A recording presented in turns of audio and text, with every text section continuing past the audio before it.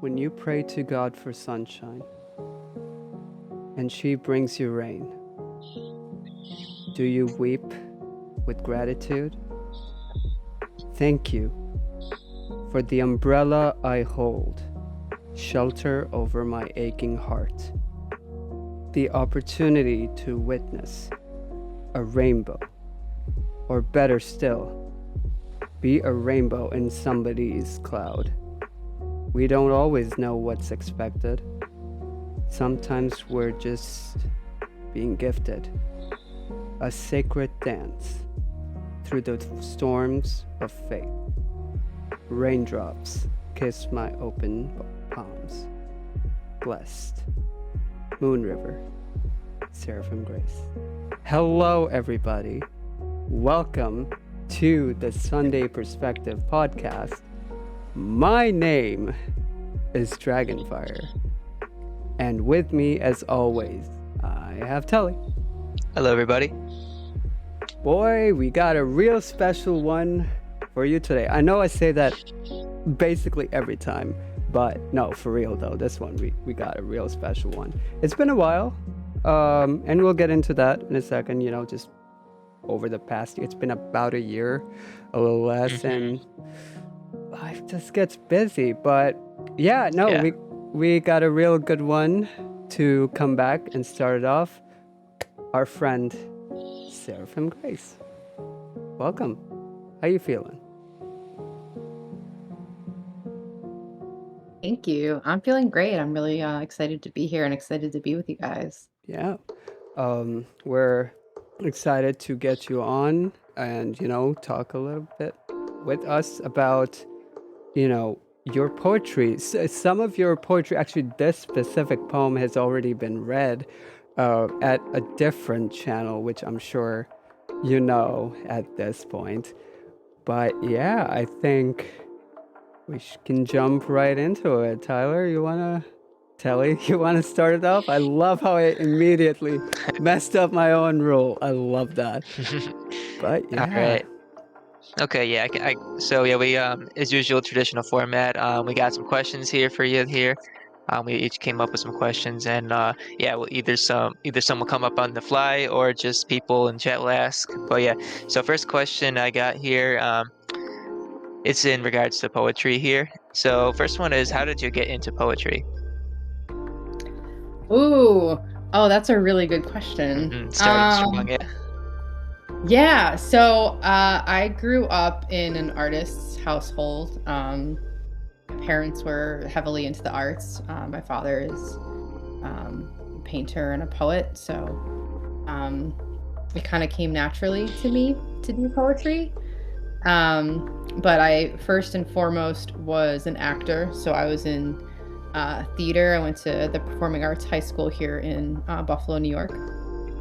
And so I spent a little over a decade mostly doing theater.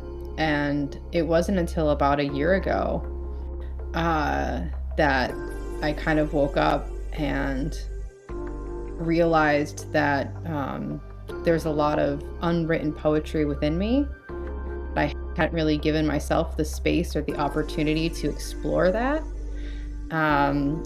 And so I just started writing and I could not stop. So yeah, that's kind of, and everything just unfolded from there. Yeah. I feel like we all really have a story to tell. And, for some, it's just easier to do that. But, for others, it's like, how do I even find the words to say what I need to say?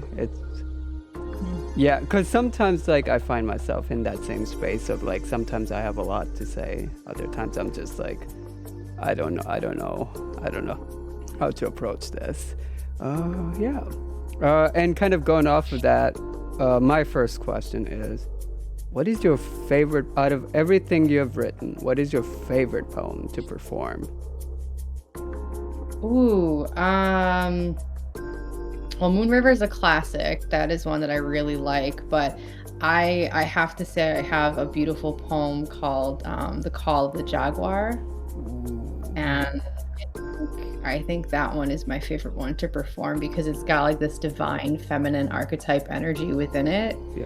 That's very powerful. It's kind of like one of those poems where like at the end of it, everyone's just kind of like, Yeah. you know, and I love that. I feed off of that. So it's a great performance piece as well. It really flows and allows for like the energy to kind of come out of me. So it works well as both a like spoken word performance piece as well as a standalone written poem. So yeah, The Call of the Jaguar. Very nice. Nice. Maybe we can have you perform that piece to close out the podcast. It'll be great. Oh, maybe. and start with poetry, end with poetry. Why don't you? Right? Why not? Yeah, why not? Telly. Okay. Let's see. Yeah, next one I have is what was the first poem you ever wrote?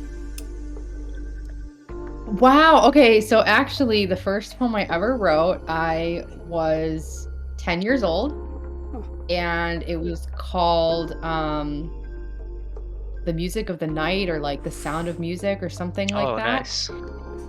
It was this concept of like the personification of instruments all coming together to create like an orchestral piece. And it actually won. There was like a statewide poetry contest, and so the first poem I ever wrote, I actually won a statewide poetry contest. Yeah. Nice. Yeah, and I think my mom might still have this poem somewhere on like a hard drive or a disc or something. I'd love to get it. Yeah, that would be awesome. Yeah. Yeah, that would be so cool. But yeah, that was the first poem I ever wrote, and yeah, immediately, right? Like it's part of. I know this sounds silly, but it's part of why I stayed away from poetry, because it was pretty clear as soon as I wrote a single poem, it was like a big deal, and I was like I wanted something for myself. I've been on stage since I was 8 years old. Yeah. So I was already a performer, and so I was like, I want something that's just for me. Yeah. And so I never showed poetry to anyone again until many years later. So. And I imagine that's gotta be like exhausting too, because like you put something out there and it immediately puts a spotlight on you. You're like, can you not? Yeah. And that's what happened with my book too, which I'm not complaining, but yeah, I don't go quiet. Fair. That was the first poem I ever wrote, and it was a beautiful piece. I wish I could find it again for sure. I'll answer this question too. We can answer one thing we do, like we're also like we're very involved in the podcast, so we'll have like the live chat, answer questions. We'll answer our own questions sometimes. What was it? What was my the first question? I said what was your first poem? My first poem? Oh God. Yeah. I don't know. I'll stick with the easy answer. I'll stick with what is my first poem in the Cafe Aroma era, which was, I don't remember that one either. That's great. But I will go with the easy answer and just say Reborn. That had come after a pretty tough time. So it's about like being a clean slate. It's the only poem of mine that I have memorized because of how significant it was to me. And I like to perform that poem often. Yeah. So, yeah. Yeah. I remember my first one. Well, actually, I think it boils down to two poems, because I wrote them both for Roma for the first time I went. For like this, I kind of wrote them within the span of like a few days, but like I consider them both my first poems because like I had them ready with me to like perform. So like the first one, it was called 83 Years, and that one is about when my grandma passed away the following year, because at the time of me writing that poem, she would have turned 83 at the time I was writing it. And I just wanted to make a poem about kind of like just remembering her. And then the second poem I wrote, it was more of a fun poem. It was just about the Buffalo Bills, really, just about like their upcoming season and things like that. And that's a poem that's always like my like number one poem. If I'm ever going to a new space, I want to perform that, kind of like how you said you have Reborn there. They just know this is kind of my version of it, because like this is mine that I like to just take anywhere and just perform as like a debut piece at any new space, and like and still to this day I just make changes to it. I kind of, because one little modification I made to it is I kind of took Stefan Diggs' name out of the poem and replaced him with Keon Coleman. I mean, not Keon. Wait, forgot what's his name. Keon Coleman. Yeah, I was right, Keon Coleman. Yeah, I replaced Stefan Diggs with Keon Coleman, so I made it a little bit more up to date. Changed a year on it to make it just more fit for the times. That's so funny. Yeah. Just like, oh yeah, we're just gonna pretend like Stefan Diggs was never in that poem. Right. That's funny. Yeah, like... as JB Stone said it best. Let me find some evidence right here. Oh my god. We're gonna take into this? Yeah, he actually helped me name one of my poems here. Oh boy. That's too bad. The title is too long. Hold on, let me pull it up. Oh jeez. Stefan Diggs moseyed down to... Wait. Where is it? Moseyed down... He named it this other Stefan Diggs poem I wrote after the day he left the Bills. He named it Stefan Diggs moseyed down to Texas. He named it for me. I think that's what he put here, because there's a long title and my phone won't let me see the name of it. But yeah. Oh my god. Stefan Diggs moseyed on down to Texas. Yeah. Man, and listen, I will never get over that. I'm like, listen, you really gonna say you all that and then drop a catch at the moment we need to? Listen, no Bills fan is ever gonna let him live that down. Let's be honest here. He did it for the Rock. Let's not even go there. Yeah. Oh, by the way, we have a guest here. No, I'm just kidding. I know I'm from Buffalo, and I'm gonna get so much for this, but I know absolutely nothing about the Bills. I pay no attention. I don't. I can't even weigh in. I don't know what anyone's talking about. I'm so sorry. You're just like, yay, sports. Yeah, Basically. I guess.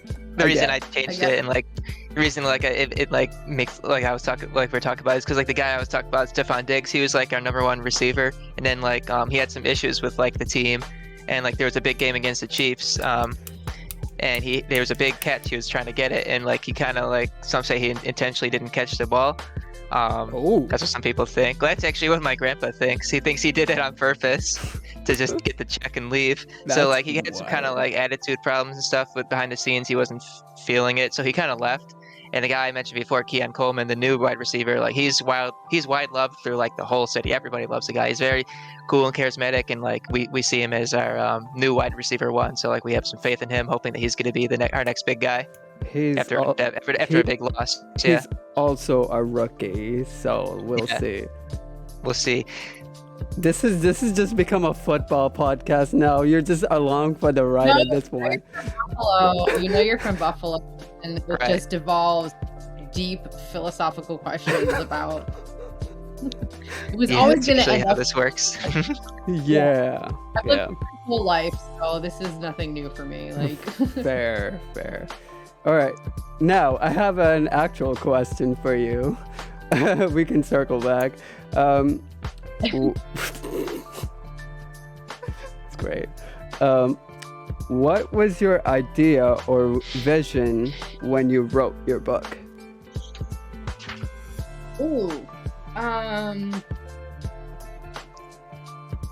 So I actually received my book in a vision. I hope this isn't getting too out there for people, but okay. I did.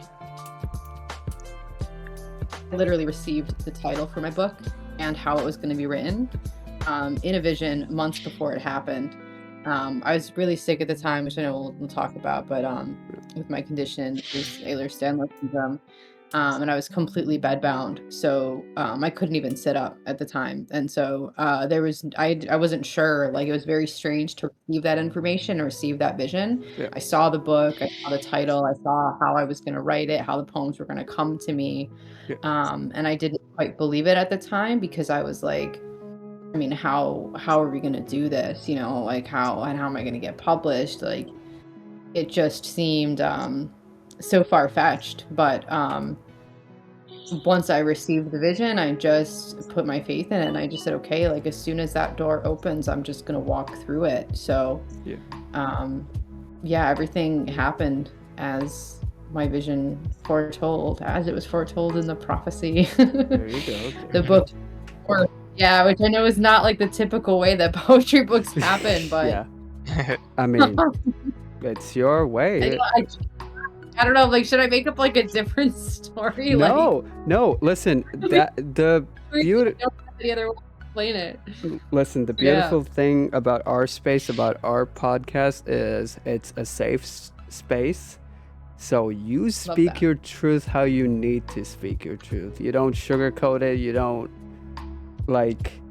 don't move it, arrange it to fit other people. You speak it how you need to speak it.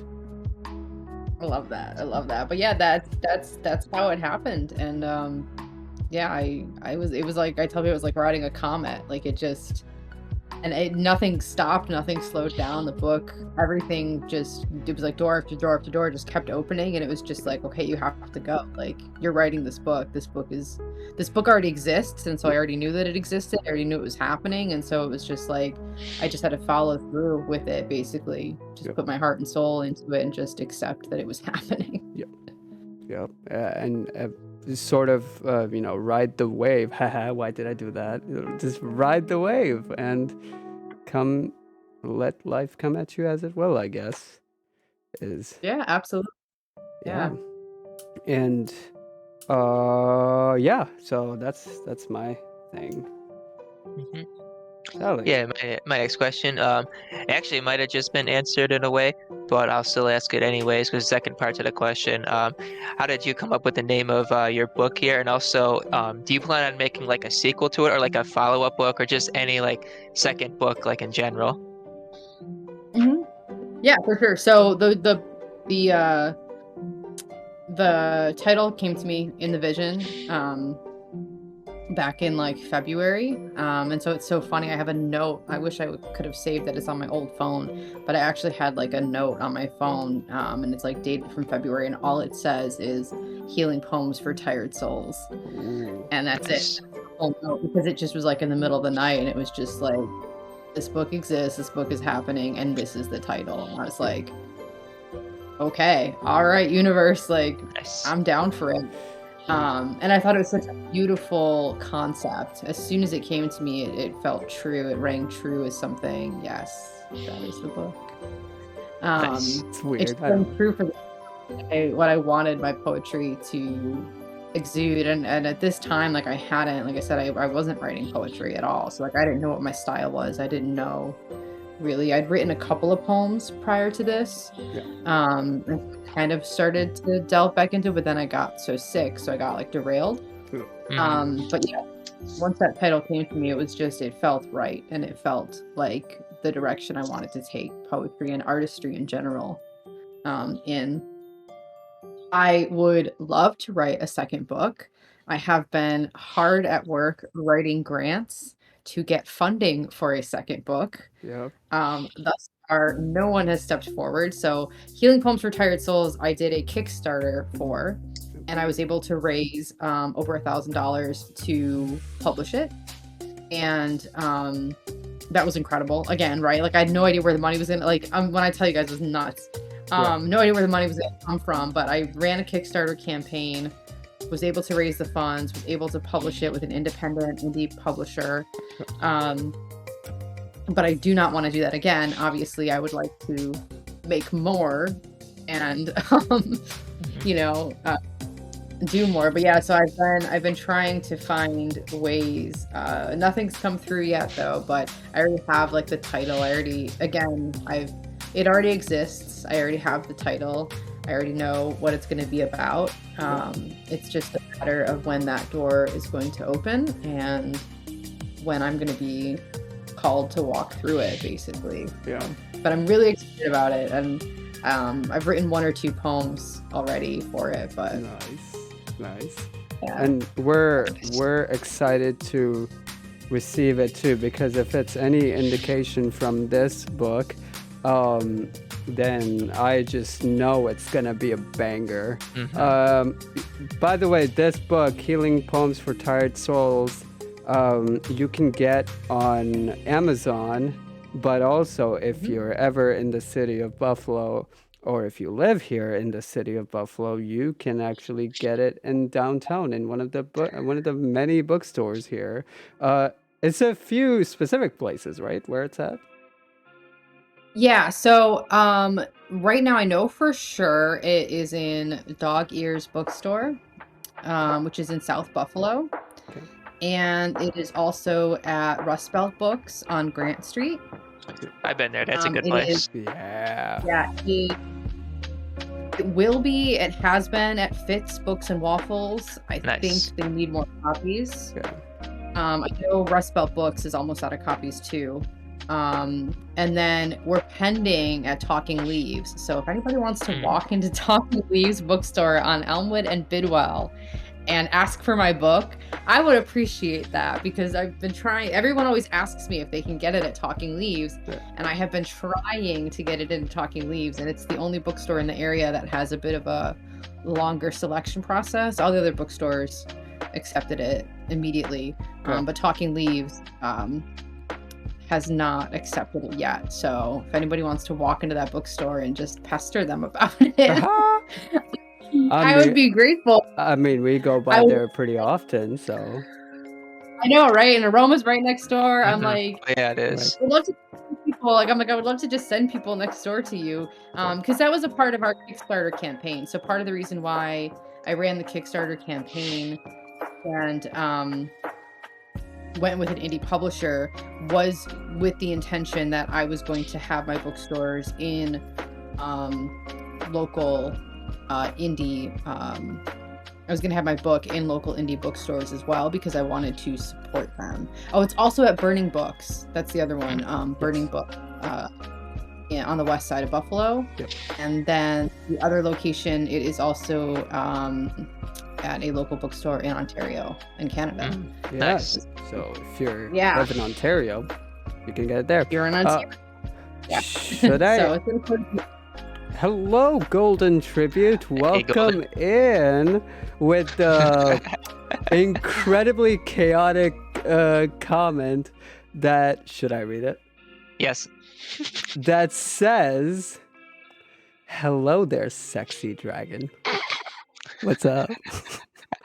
Yeah, this is my chat. My chat loves to flirt with me. It's kind of hilarious. It's great. Oh, guess who's here now? Dallas. Hello. Is here. Welcome in Dallas. to the Sunday Perspective podcast. It's been a minute. We got a guest this time, Seraphim Grace, who, if anybody listening knows about Greggy, one of their poems has already been read. That's right. So yeah, little into that. Okay, my turn, your turn.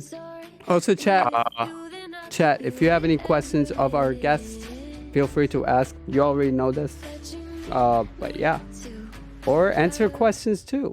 You can do that too. It's pretty cool. Yeah. Also, this music is so damn loud. All right, here we go. Who is it? You or me? I think I just went. All right, cool. So I'll go. What would you say to a person, and everybody can answer this, Okay. who is nervous to perform in an open mic? That's a good one.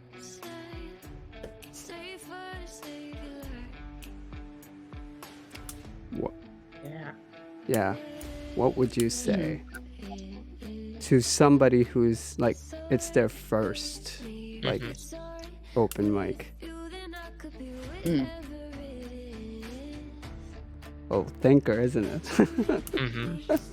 Yeah, I'm thinking about like my first time, like just showing up at Aroma and just there Yeah. were no nerves, like this feeling of just like I'm home, you know? Yeah. Yeah. True. I feel more comfortable on stage than I do off stage, honestly. Yeah. But so I think the advice that I would give would be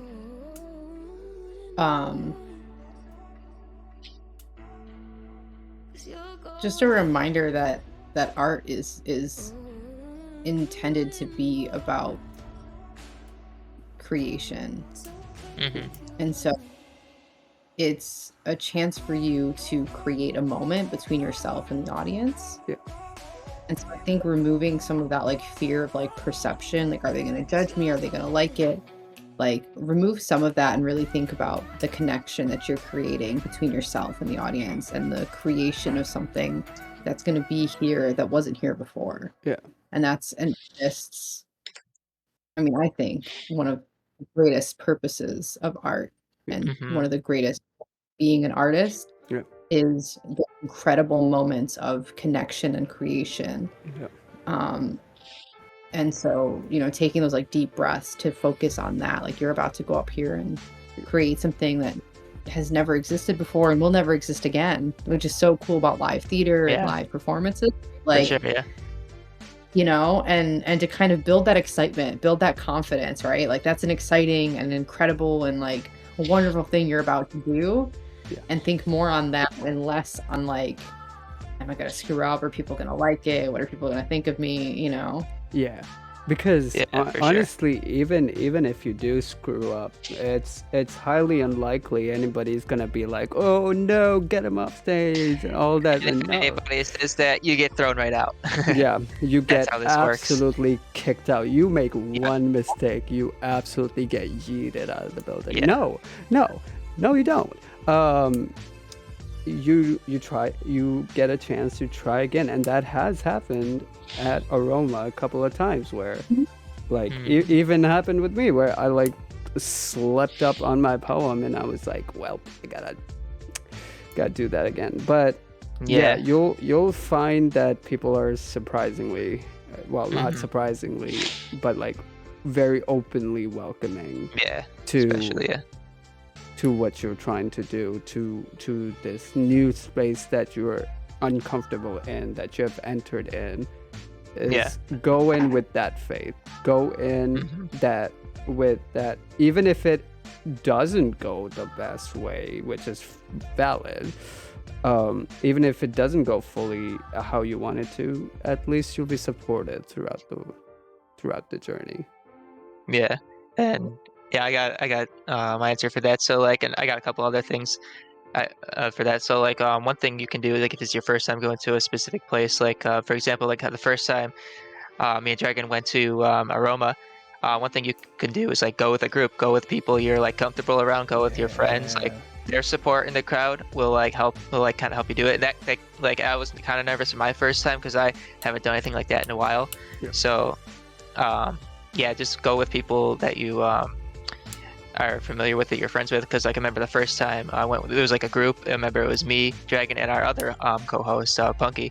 We all went to Cafe Aroma together and we all read together, and like their support in the crowd kind of like helped out. And then also like the space itself, the people in the crowd were like very like supportive too. And like one thing you can also do is after the open mic, you can like conversate and talk with all the people there. Like some of the people like there like would want to talk to you, or like they might even have like notes for you for like stuff to improve on, and like in the future, like just like good feedback people will give you there. Like make sure like there could be at least lost my words for a second there. That's okay. But like you can talk to the people there like afterwards, and like they can like give you feedback and just like talk about your poems and work together. Like that's another way to like get familiar with the people there, build connections. And another thing you can also do is like before the open mic, you can like try to like read your poem a little bit to yourself, like practice reading it, I've done that a few times. Like if it's a piece that's kind of big, I'll just read it to myself here before I perform it, and that kind of helps a little bit calm the nerves. But that's all I gotta say about that. Okay, who's up? I think I am now. All right, this is another good question here that could be for everybody. What would be your favorite open mic memory at any venue? Ooh. Oh, Yeah, I have so many. I do too. I gotta think for a little bit. I got a lot, yeah. Yeah. I'm Gotta trying think to. about I'm trying to like we find did so many open mics. Like, I know, it's hard to like think of it. I'm mine. trying to think of a couple, yeah. I off the got top of my head. mine. If you're, Okay. if Seraphim, you're still thinking of yours. Mhm. Mine is okay. I'm not gonna say the name of this place because we don't go here anymore, but it was Oh, there. It is recorded on video, and it is. It's not a poetry open mic. It was a music open mic, and it was this meditative version of our song "Only One Thing" that we did. that was a good one. I remember that. And I think Seraphim, you were actually there too on that day. I remember that. Yeah, that was a good one. That was one of my favorite like moments of just like that was for me was pure peace. It was incredible. I gotta say Yeah. that. That's a good Cool. one. I remember. That was a fun Yeah, time. it was. Yeah, like deep. Yeah, everyone in the room just kind of seemed to pick up on the energy of that. I remember that. It was just like this, Yeah. like yeah, it's like one of those moments where like everybody was silent Yeah. and Yeah. it was And just, yeah. Yeah. Like I've I remember like one thing about it was like it was kind of we just kind of winged it with that. We didn't really practice that before. You were No. like, "How about we do a longer version?" And I said, "Yeah." So that's kind of how Yeah. it happened. the craziest part for me was like I could have sworn I saw somebody falling asleep during that intro part. I was like, I think I did too. that's what I I'm think it trying was to. Was it? It might have been you, Oh. or I think it was you or Ed. I think. It was somebody like we You I, know, notorious for taking naps at open mics. So yeah, it's great. Great. That's the music we create. Is we put people to sleep. That's crazy. That's Mhm. Yeah. crazy. That's amazing. in a Yeah. good way though, like a way where like you feel so calm and at peace and Yeah. like gentle and loving energy that like you just felt like you could just relax into it. Yeah, that was beautiful. I remember that. That is a feeling that the same feeling that I felt at another open mic. Actually, you know what? Not this open mic, but the closed open mic we did here. I think that Oh, has to be yeah. my favorite. That was a good one. That was Yeah, really that was- fun too. Yeah. That was sick. Like just being given a prompt and just off the cuff, Yeah. everybody like That was cool. We do all a- did. Yeah. And Give then me then we all flight. made poems about it on our own. Yeah. I Yeah. got one too. Yeah. Give me Yeah, flight. I'd say, yep, that's it. I'd say for my favorite open mic memories, I do like the first day I went to Aroma. I think because it was like my first time doing anything like that, it sticks out the most, and it was a fun time getting to meet everybody there and like read those two poems for the first time, like hear the audience reacting to them, and it was just cool to see. Yeah, that was a favorite of mine. A different favorite of mine. This is more specifically an era, I guess. It was during the Thursday open mics at Cafe Aroma. They do the music open mics there. What I like, one era specific time about it I liked is when, unfortunately it's not going to happen anymore, is when we could play outside. I really like doing that. It was pretty cool to like it was like a big audiences every week, and like there's a lot of room for like fan interaction in like the wait, what happened?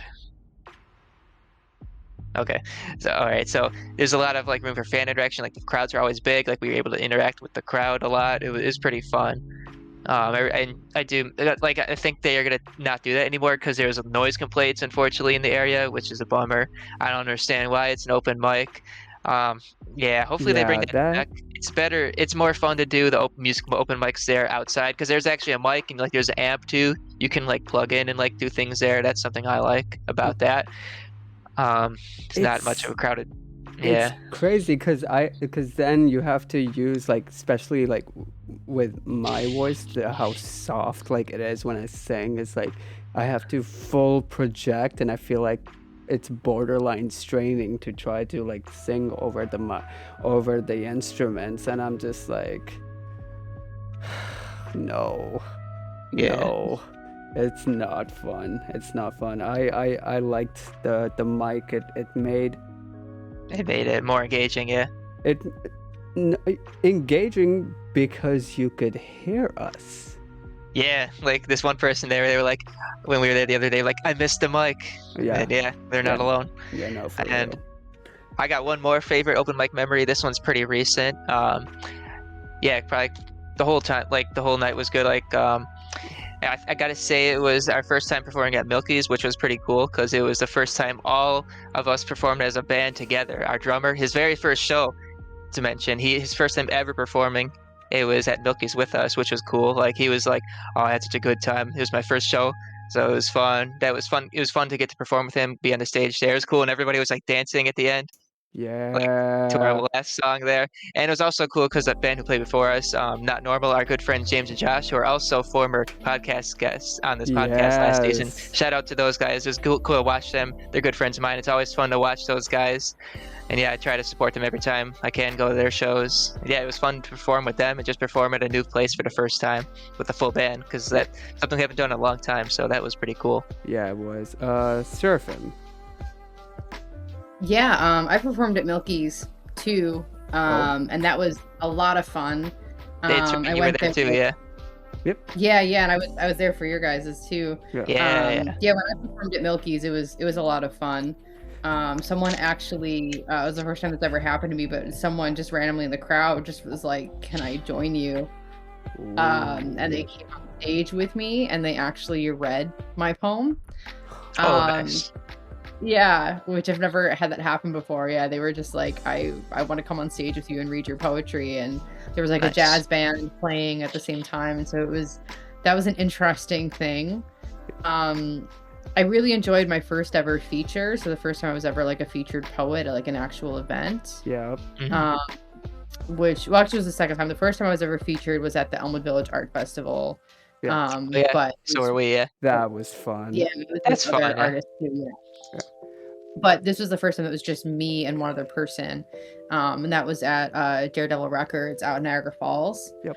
Nice. And I usually don't get nervous, but I actually was pretty nervous, and that was the first time where I really had to like sit down and think about like it was no longer an open mic night, right? Like so I really had to like sit down and think about like my set list, like what do I want to open with, what do I want to close with, like what is it that I want to portray when I'm performing, like what energy do I want to bring to the stage when I do this. And it was my first time really, and I'd been on the scene like 6 weeks at that point before I had my first feature. Ooh. So yeah, it was like, oh, congratulations, you're a published author and now you're getting featured. And Immediately thrown into the deep end.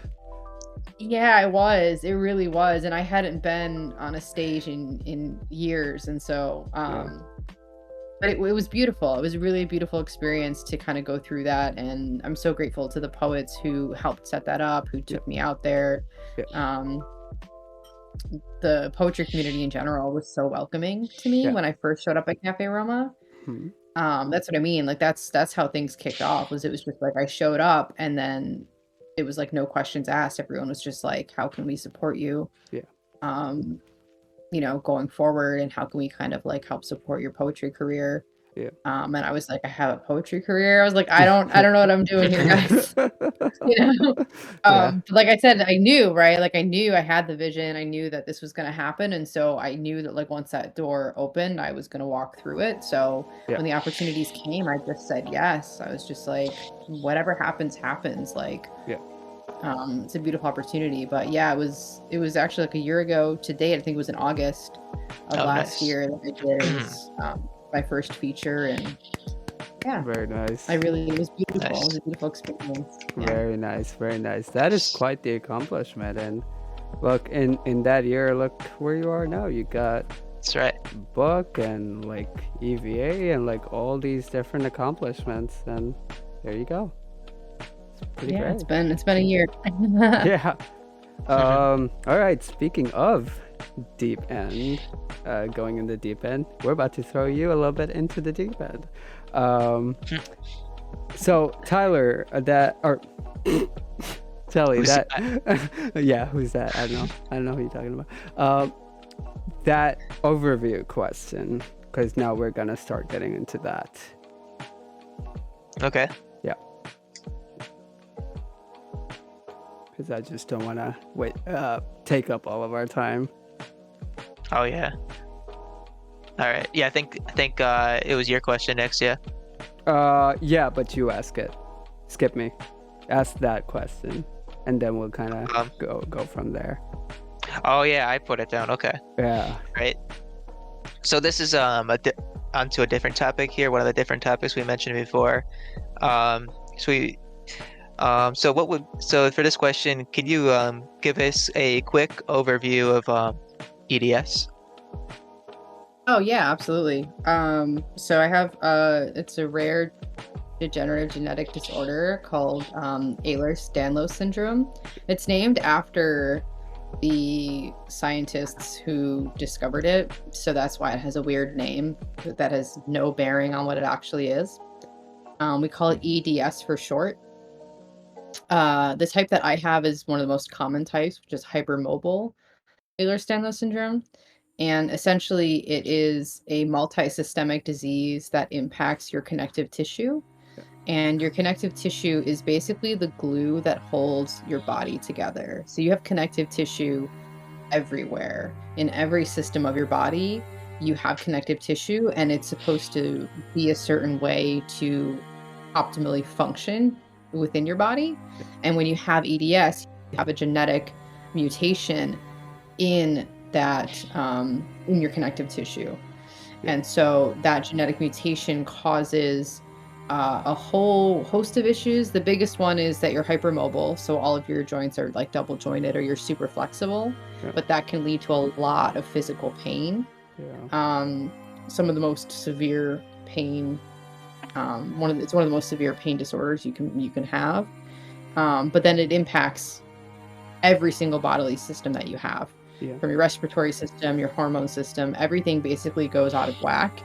And there's no treatment, there's no cure. Research on it has really only taken off in like the past 10 years. And it's only become more apparent now that they're finding out that it's not actually rare. It's just severely underdiagnosed due to medical neglect and gaslighting, because it primarily impacts people who were assigned female at birth. So yeah, it's a very difficult disease to live with. It's different for every person who has it. No two people with EDS are the same or impacted the same. So treatment has to be tailored and custom tailored to the person and to managing their symptoms and their pain levels. But yeah, it's a monster. And prior, it's also a gift.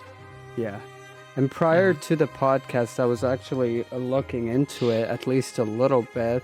I don't know how accurate this is, but like I saw somewhere that it can also like disguise, which part of what makes it hard to diagnose. It can show up as like other conditions as well, potentially. Well, that's why. So it's considered a rare disease, and because it's considered a rare disease, we're known as zebras. So the symbol for Ehlers-Danlos syndrome is a zebra, because in medical school, doctors are taught to think, when you hear hoofbeats, think horses, not zebras. So that's what they do, is they'll run through all of the normal things and the more common things, and they'll give you those diagnoses first. It's often like years later, when your health is getting worse and worse and worse, that they finally realize that you have all those things because of the Ehlers-Danlos syndrome. Is why there's so much advocacy around it, because earlier diagnosis and earlier treatment leads to better outcome. Right. And serious props to you for advocating for that, and just powering through that the best you can, and that's commendable.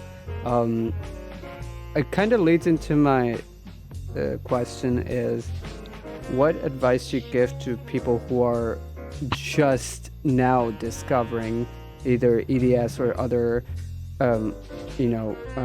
chronic disorders, illnesses?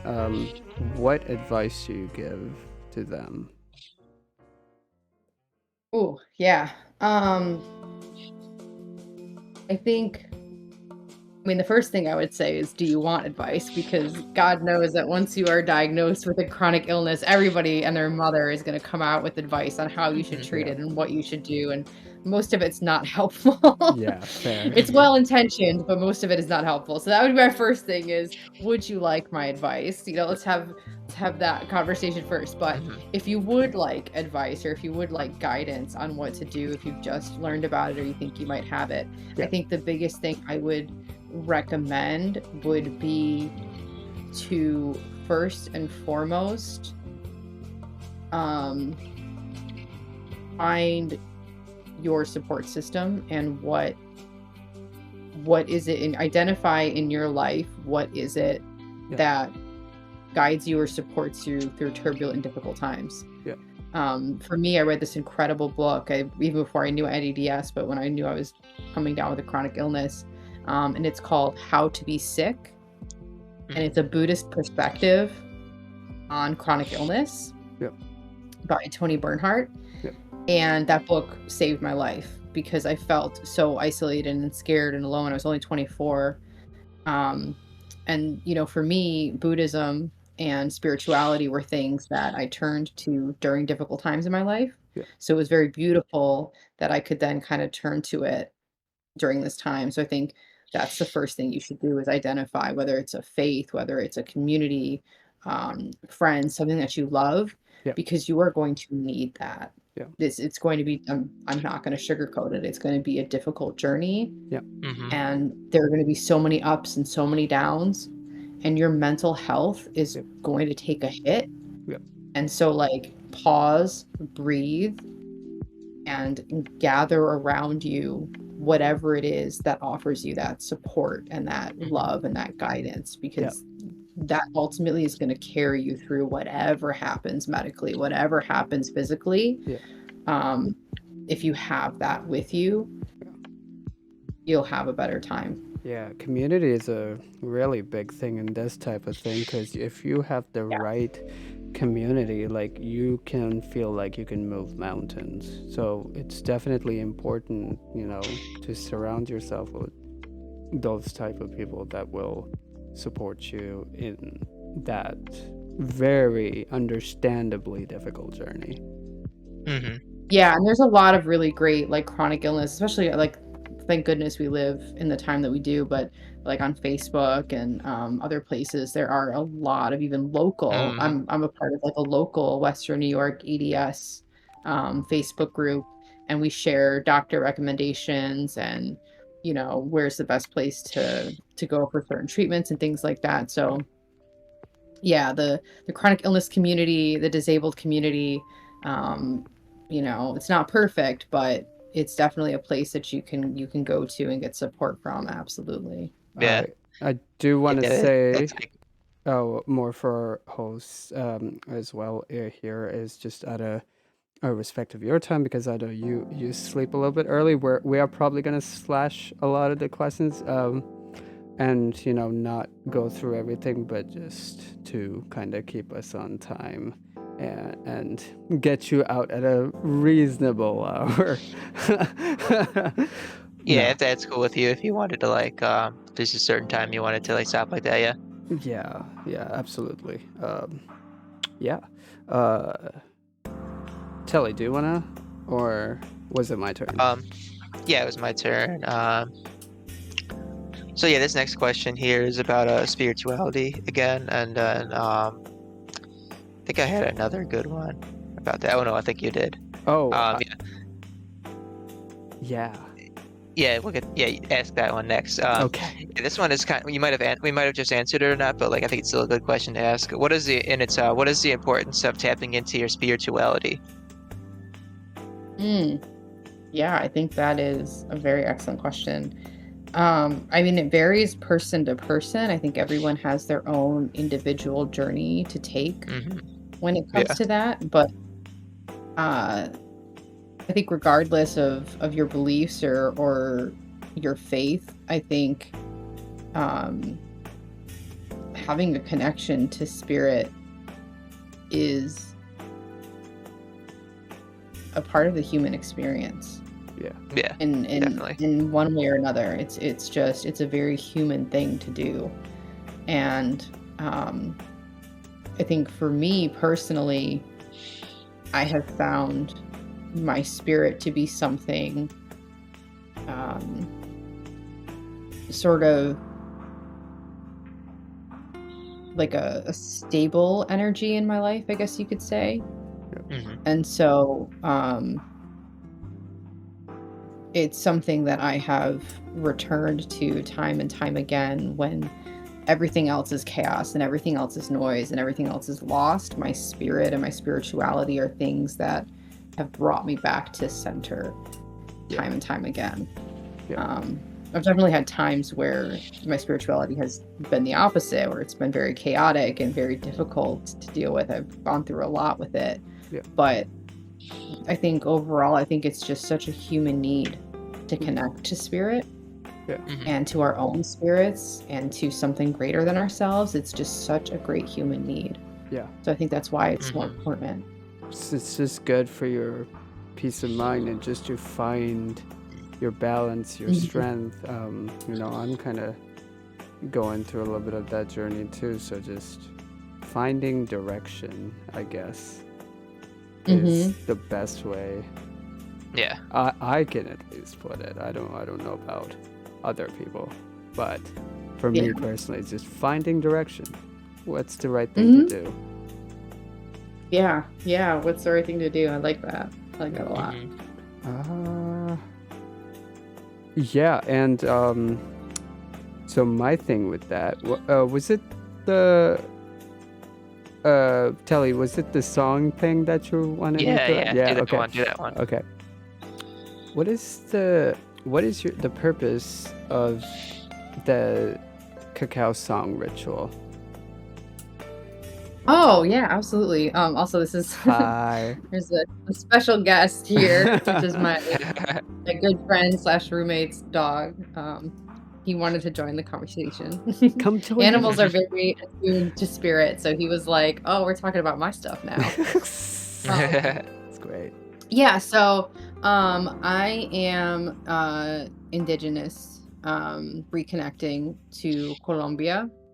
And during that process and my spiritual awakening and my reconnection to my ancestral traditions, one of the things that was passed down to me from spirit was the cacao plant. And along with that is the shamanic tradition of singing medicinal songs during ceremony, because it's all about relationship building. Yeah. And so the spirit of the cacao, when you bring it into ceremony with you, you are respecting it and honoring it through song. Yeah.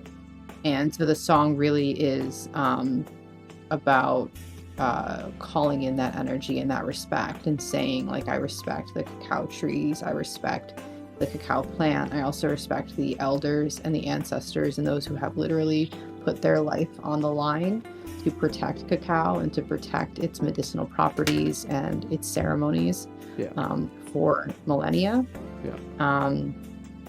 And so the song is it's not just a song, it's really a way to tap into ancestral wisdom while also giving respect and honor to the land, to the people, and to the plant itself. Wow. That just blew my mind. That's incredible. And I've had And y'all, I've had the pleasure of listening to that live. Mhm. It's great. And It's having the cacao after, yeah, the cacao was great. It's ooh. very good. Thank I'm you. telling you, your handmade cacao is so good. Thank you. You need to make some for us again. Yeah, and it's really bring it good. in. I Yeah, still I would love to. I still have that jar that I gotta return to you. That original one that you brought in. Oh yeah. Yes. Yeah. Oh yeah. It's like Yeah. cracked at the bottom now. It can't hold liquid anymore. Yeah. It's great. Well, it served its purpose. I mean, it was there for the ceremony, and Yep. And then now it is done. Yep. And on to the next jar. It actually does happen a lot with after like ceremonies and things like that. I've had jewelry break. I've had objects break. Like once Oh it's wow. served its purpose and it's done. Yeah. Yeah, sometimes Mm. literally will break and we'll be like, Well, we're great. finished. That's cool. Yeah. That's interesting. Yeah. Yeah. Mhm. Maybe who knows? Maybe Yeah. it'll find another purpose. I'll put some cool rocks in it. I don't know. Yeah. Yeah. My turn. Your turn. Oh, I think you just went. Yeah. Okay. I've got a fun one coming. Oh yeah. All right. Let's see if I got any more spiritual kind of ones. Let's see. This one, yeah, this is let me see, where is it? Okay, this is a good one here. It's kind of about like writing and creation here. Ooh. What are the kind of things that you draw inspiration from when you what are the kind of things you draw inspiration from when you are about to write any kind of literature? Yeah, so I think for me it's really about the experience more so than the Same finished here. product. Mhm.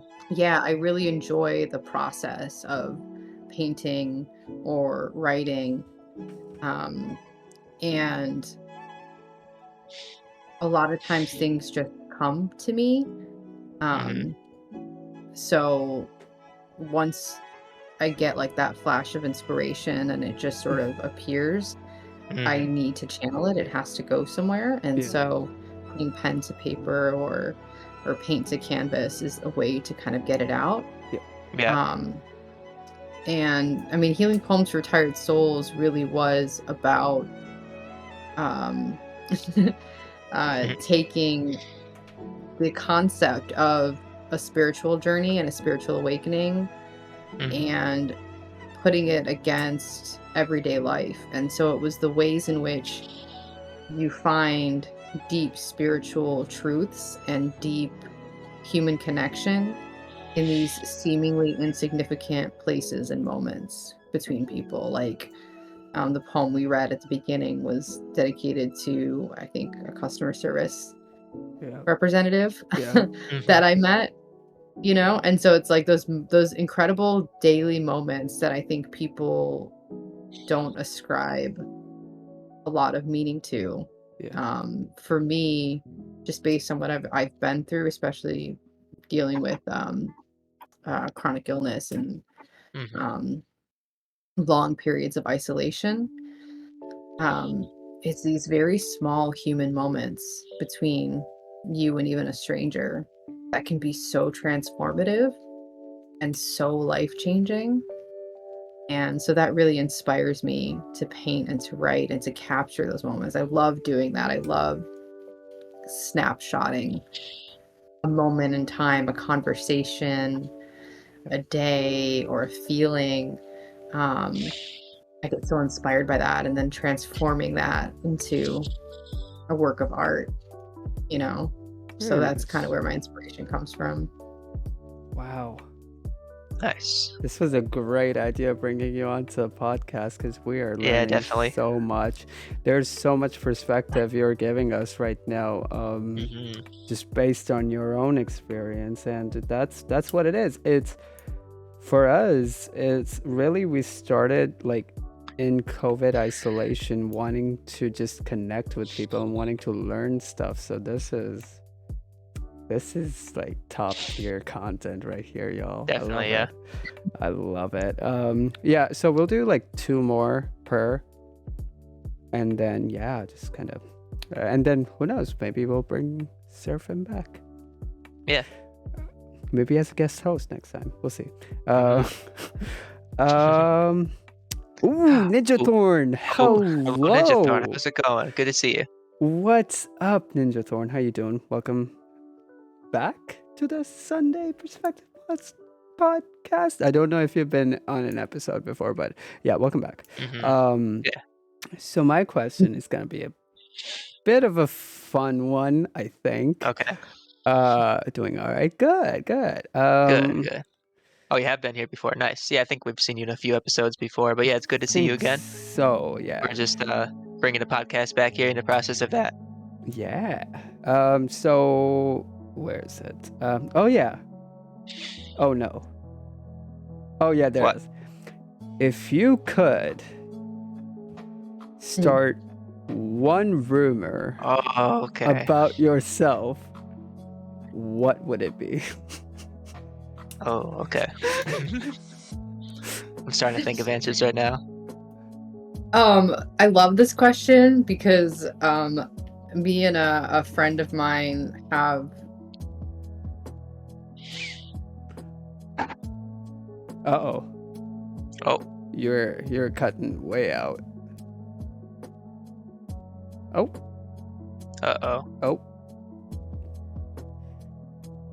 Oh no. Oh no.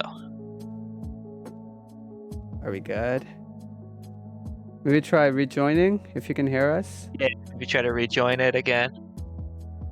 Oh, right. The lag. Lag lag, is you know? so great. Always the worst. Yeah. So great. All right, I guess we lost video. I think you're back. Oh, I think we lost video. It's okay. possibly. It's okay. Yeah, that's fine. If we lose video, that's okay. Yeah. Yeah, Should be all right. that's okay. How are we doing?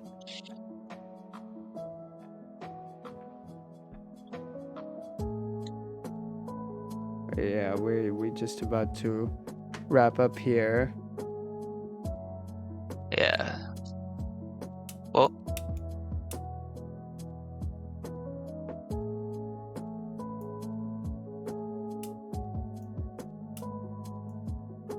Nope. Okay. Oh. Are we good? Yep, Are we we back? see you. You're muted. It's muted. That's okay. Pretty good. I think Yep, we're good we're now. good now, I think. All right. Now? Okay. Sorry about that. Right, here we Oh, go. good. Yeah, we're good. We're good? Yep. For sure. We're good. Okay. Yep.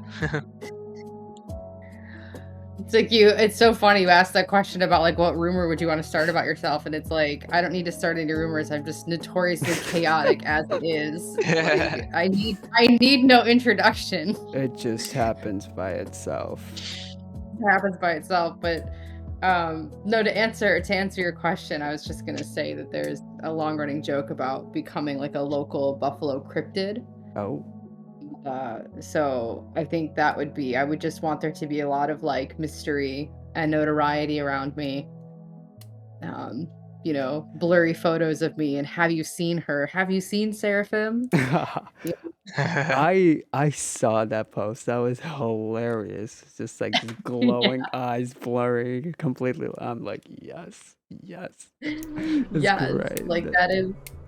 I want to be an enigma. That's what I want. Like I just want to be an enigma. I want people to question whether or not I'm real or not. Am I a figment of your imagination? I don't know. Am I real? I don't know. You never will. Yes. So I'm working on it. I will become a cryptid eventually. That is like goals right there. Yes. Look at what Ninja Thorn said.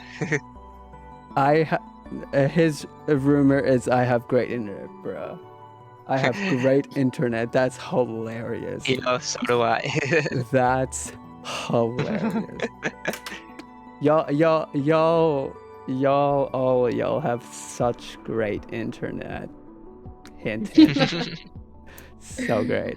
Oh god. All right, I got one more. Let me answer that question. The first one. Do you want to answer that one too? Oh, hold on. The rumor one. You answer it. I don't think I'll have the time to answer it. Okay. All right. This is a funny one. Get ready for this. The rumor I want to start for myself is that I'm a Chiefs fan.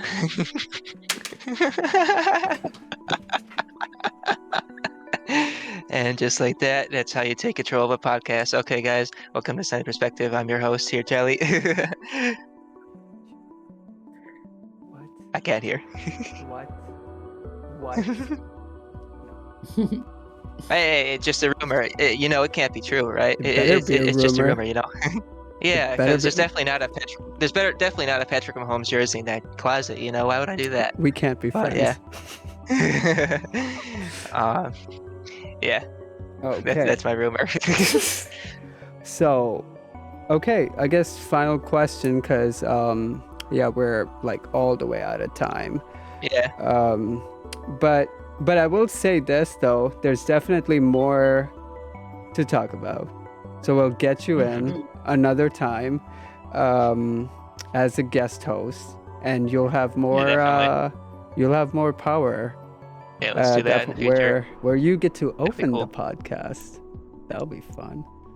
But yeah, I guess the final question is, do you have any questions for us? Yeah. Oh yeah, and I got a question after that too. Okay.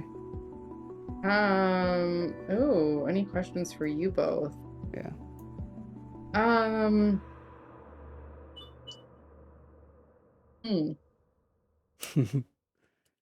That's the one that always stumps everyone.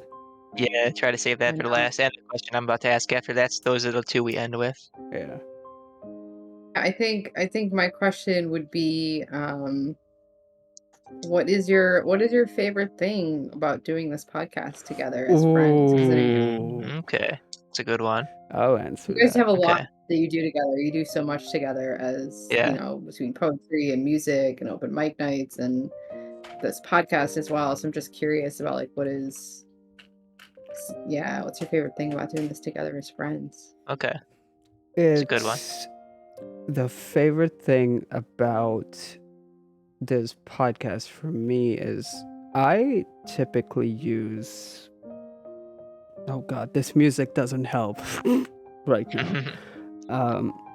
I use this podcast, or I use this stream, this platform, as a way to kind of, I guess, escape a little bit, to like unwind and recharge. But this is a place where this podcast is, where I can be completely unfiltered, completely organic. I don't need to put up a character, and I can just be honest with the feelings that I'm feeling at the moment, and which is why we have had to put content warnings on episodes. We've had like very raw, very organic moments, all because of one little thing that we decided to do on in our backyard. And I think that is important to have. It's important to have that place where not only can you be honest with yourself, but also do it safely. And that's the kind of thing that we've fostered here, is for people who come in here to be able to talk openly, without judgment, without fear, without any of that. And to have that comfortably is great. Yeah, for sure. I'd say my favorite thing about it is like, I like the upbringings we've had of the podcast, where like we started in like COVID as like a thing, as like kind of like escape, kind of to like a safe place just for some people, place for people to just watch and relax. Like we started it during COVID. I remember sitting in the backyard, like literally talking like a PS4 mic, just handing it to each other, mask off. Okay, asking this question, putting the mask back on. It's passing it back and forth, asking these questions. And like, at first we had our friend Punky on as like a guest, and then she became a host too. And then like the podcast evolved a lot through the years. Like we would do things in person sometimes, then we went through the Discord route here. Yeah. We don't really do in-person episodes as much really anymore, but like this is our format of it. I like how we've evolved with it. And like my other thing I like about it is I like just like bringing on different guests that have different backgrounds and things like that, different stories, like because everybody has like a story to tell, and it's good to like bring on different guests here to the podcast and just conversate with them about any kind of topic in their Yeah. lives or just anything in general. That's what I like about it, just bringing on like different forms of people here and on the podcast and just talking with them. Yeah. Yeah. Yeah, this podcast is our space. It's our Yeah. way we communicate. Every little song, every little big news has probably gone through this podcast at It's least true. once. It has a lot of things have happened in this podcast. Yeah. There's like been a lot of laughter, a lot of tears, a lot of tears, and No blood though, which is good. no blood Yeah. so far. Yet. You just no. Oh, Wait till I'm the host. I'm just kidding. oh my god. Yeah, I'm just gonna show up with a sword. It's like shing. No. But yeah, I think that's all the time we have. Oh yeah, I had one more question though. It's one that I always ask on the podcast. Do it. All right. First part of the question. This is a random part. This is a very important thing. It's something that should be asked in any podcast and everywhere, anywhere. It's well, what you what you know about this autographed bag of popcorn? That's just a running joke we have in the podcast. Like God. this is like one time we were making a story for the podcast to promote it and everything. I had a bag of popcorn sitting in front of me, and I was thinking of ways, funny things to do on the story to like try and engage viewers. So there's a bag of popcorn there, and I'm like, join the podcast, get this autographed bag of popcorn, and like we made a story today of talking about that too. You probably saw that, but yeah, that's where it comes from. But yeah, on to the real question though. This is an actual question. We always ask people at the end of it. This could be open to anybody here. Where do you see yourself in 5 years?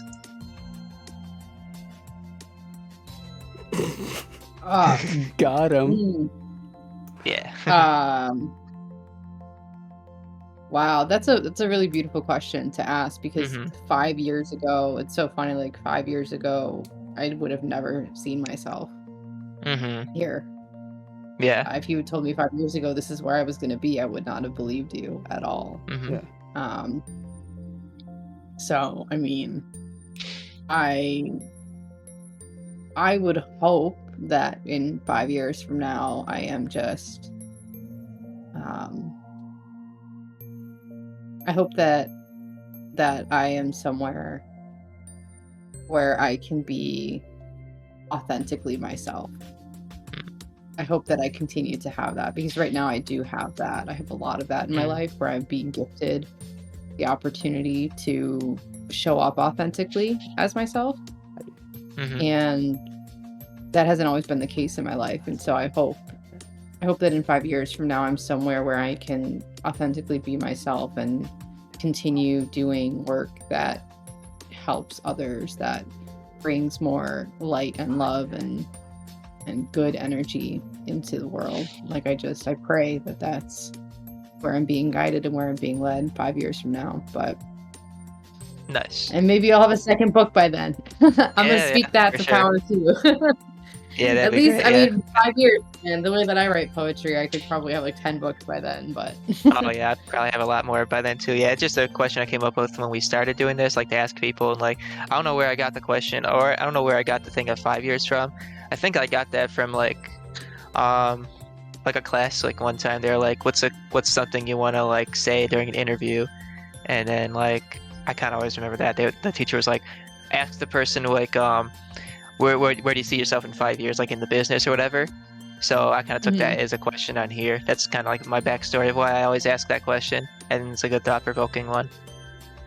Yeah, it really is. It really is. And yeah, in terms of like my poetry, and like my artistry and things like that, I mean, I have no idea. Like I really am. I'm just going off vibes, Yeah, so like nice. as the universe or whoever sends me uh, messages and ideas Yeah. and inspiration to continue creating, I will continue doing that as long as it is fruitful for me and for my soul and for my purpose here on this planet, you know? But Hmm. I don't have Yeah, any like definitely. ambitions per se. Yeah. Yeah, I'd say, yeah, definitely a good answer right there. Yeah, I'd say like for Mhm. me, what I'd want, where I'd want to be in 5 years. I think last time like I said this question on the podcast, I think one thing that kind of stuck out to me that I said was like work more with theater stuff.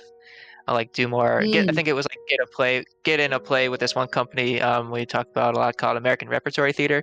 I think it was mm. a show with them, and like that's the last time I said this. And like I know in December, I was a assistant stage manager for their December show, which was pretty cool. And also, me and Dragon also wrote 2 poems for the play too, and they got featured in the play, which was really cool.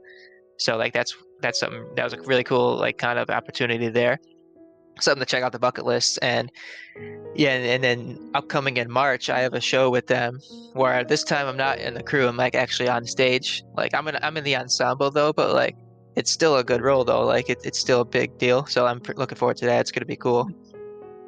That's incredible. Wow. Yeah, I'll be looking forward to seeing you in that for sure. nice. Yeah, I think we Definitely. open in like beginning of March and run all of March. So I think that's how it's gonna go. Yeah, yeah. It's a cool thing Beautiful. to do. It's a fun. Yeah, it's definitely a fun place to work right here. Mm. And then yeah, just one last thing for that, I'd say just like try to better myself with guitar because I recently got a guitar and I just want to try to learn guitar more with that because within 5 years, pick no Nice. more notes with it, just no more songs with it, just get better with that. Yeah, that's where I'd want to be.